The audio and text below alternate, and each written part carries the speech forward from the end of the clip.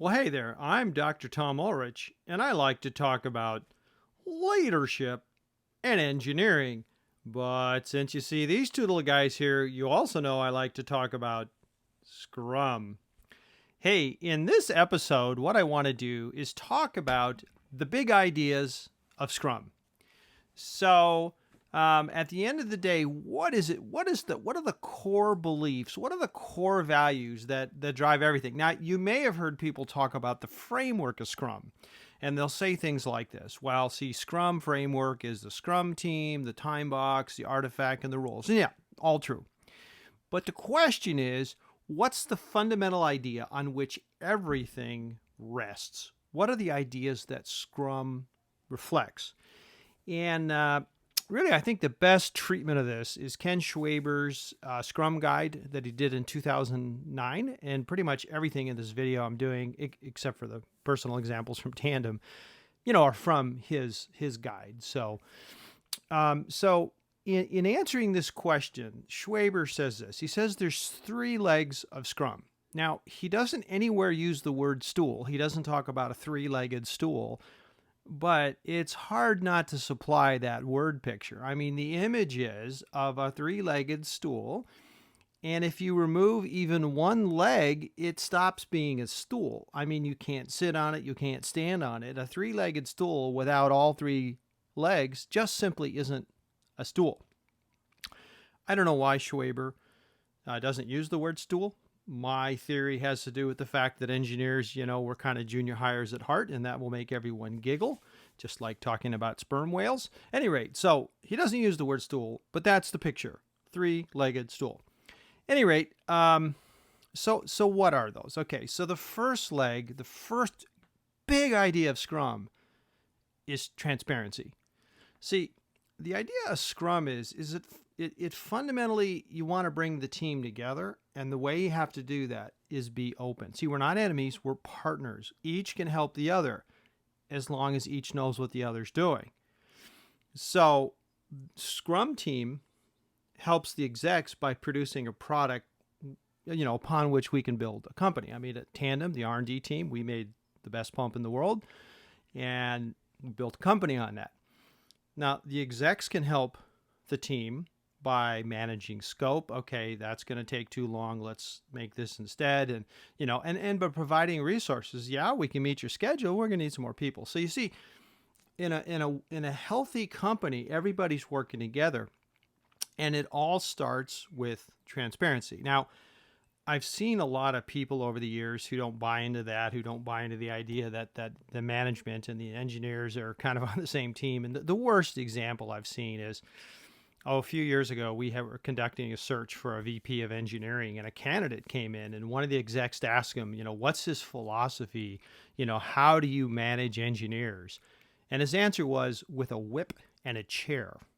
See, now there's an example of a guy who doesn't get it. He doesn't get working together. He doesn't help get, everybody on the same page doing something great. And the truth is, in his scenario, when you have that mind frame as a manager, you're going to discourage transparency. They're not going to tell you what's happening because they're going to be terrified of you. Anyway, now in Scrum, the most fundamental way we show or we behaved with transparency is by the burn down. Now, I haven't explained yet what that is. That'll be a different video. But basically, there's a burn down that kind of shows progress, and you can sort of extrapolate the data points to kind of estimate done time. And what you do is you teach the management to read a burn down, and then you work very, very, very hard to make your burn downs accurate. So once they know how to read it, what the prediction is, then they can make decisions. Because see, the worst thing in the world when you're leading an engineering team is getting bad news at the last minute. You got a 1-year project, and in 2 weeks from the 1 year, like the deadline's a year from, okay, we got to have it by November 1st. And on October 25th, somebody says, oh, we're not going to make the deadline. I mean, that's the most maddening thing. And see, what you do when you wait to the last minute to tell the bad news is you've taken away the ability of the leadership to do something about it. So if they had known 9 months earlier there's a problem, they could have added staff, they could have adjusted scope. I mean, there's a lot of, if nothing else, they could have adjusted their marketing message. But when you don't give the bad news as early as possible, you're really hurting the company and you're driving people crazy. And yeah, don't be surprised when you get fired. So we want bad news as early as possible. And Scrum kind of builds that in. Ken Schwaber has a great video of him talking at Google, and I'll put a link down below. But he makes an amazing comment. He says, Scrum works with idiots. And of course, every engineer knows, if you got idiots, it's not going to work. And he says, no, wait, hear me out. He says, look, the idea of Scrum is there's so much transparency built into the burn down that if you have a team of idiots, you'll know within the first couple of sprints that they're idiots and can't make progress, and you won't have to wait 2 years. So his idea of working is part of the way Scrum works is it clearly highlights cases where you're not making progress and the team isn't going to succeed. So at any rate, so you don't have to do the thing where you say, okay, the first 2 years we're designing and then we'll start to integrate in year 3. And, it isn't until halfway through year 3 you discover that, oh my gosh, these guys haven't got anything. With Scrum, pretty much right up front how you're going to do. So the second leg of Scrum is inspection. So, why do we have inspection? If we're transparent, everything's good, right? Well, here's the thing. So we make some assumptions. We make assumptions like marketing was unable to precisely specify what they wanted. Nobody's a perfect communicator. Not one of us, especially not engineers. Engineers can't be pointing fingers about being bad communicators. We're the worst communicators on the planet. So that marketing's not going to be able to precisely specify, certainly not in engineering language. Well, why can't they say it in engineering language? Well, for one thing, they're not engineers. So the other thing is that engineers are unable to accurately hear what marketing said.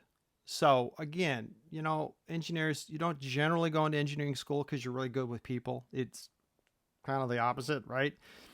And so this idea that I didn't hear correctly, that should be something that feels kind of familiar because that's kind of how we all live our lives. And so we know marketing's not saying what they really want. We know engineering's not hearing the parts that are accurate anyway. And it comes down to engineers want the language of engineering, marketers use the language of the customer. And so you're speaking different languages. And I've had some really ridiculous experiences with different languages, but one of the things I've done over the years, I've taught at 3 different colleges in Kenya in East Africa, and they're a former British colony, and so technically the national language is English, but most people, they speak Swahili. Swahili is nobody's language. It's actually a trade language. There's like 42 tribes in Kenya, and so Swahili is kind of the common language, but every tribe has their own language. I remember this one class in particular. I was in this place called Mount Elgon where actually they weren't all that great in English and not all that great in Swahili, but I remember this one time, this back and forth where the student was trying to say something and I just couldn't pick up the word that they said. And I had gone to a lot of trouble to learn some Swahili.